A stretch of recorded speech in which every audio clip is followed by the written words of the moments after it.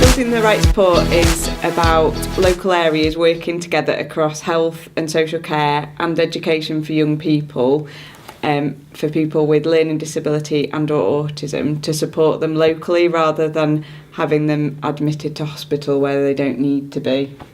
Yeah, and the agenda is very specifically for people that are struggling to cope, struggling to live safely in their own environment. So for a lot of people with learning disabilities and or autism, people are living very happy, healthy, safe lives. But we're specifically talking about a group of people that are finding life pretty difficult and are struggling to cope and stay in their own communities, maybe have additional mental health issues, maybe challenging behaviour that people are struggling to cope.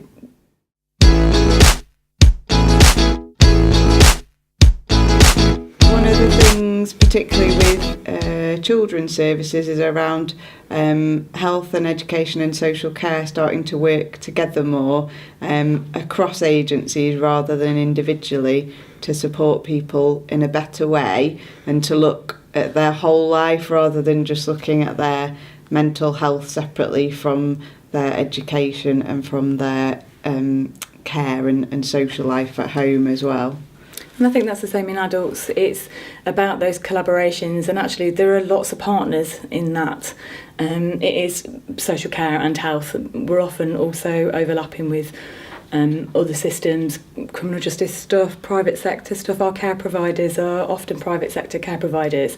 And where we're looking to move from the past when everything did sit with the NHS, for people particularly with a learning disability, we're starting to look at what good care capable environments would look like and to try and promote that idea of good care and work with our partners to talk about what it would take for a capable workforce and for the environment to be right, bringing new people into the area to offer that kind of care and support to people.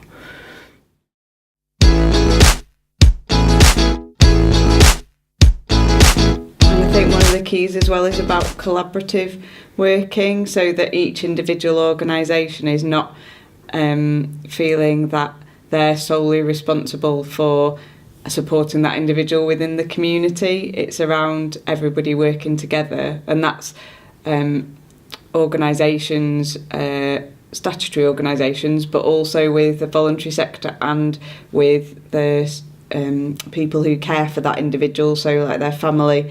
And making it more person-centred and thinking from a person-centred point of view rather than kind of very traditionally from a health point of view, looking from a kind of medical perspective. And I think that most services would feel that they've been collaborating for a really long time, because multi-agency working has been going for a really long time. I think what we've found through care and treatment reviews and some of the work we've been doing is it's the care coordination of that process. So whereas there are often more than one agency involved, it's who takes the kind of ultimate responsibility for making sure that that comes together as a person-centred package of care. It's often that lots of things are happening. It's probably who takes the lead, and that's what we're looking at moving forward, is how do we get that lead professional, that person who takes that responsibility, makes the family feel like they know who to turn to, whatever it is that's going wrong, so that it's more than just working together. It's managing the risk together and that very clear kind of coordination role as to how you make that work.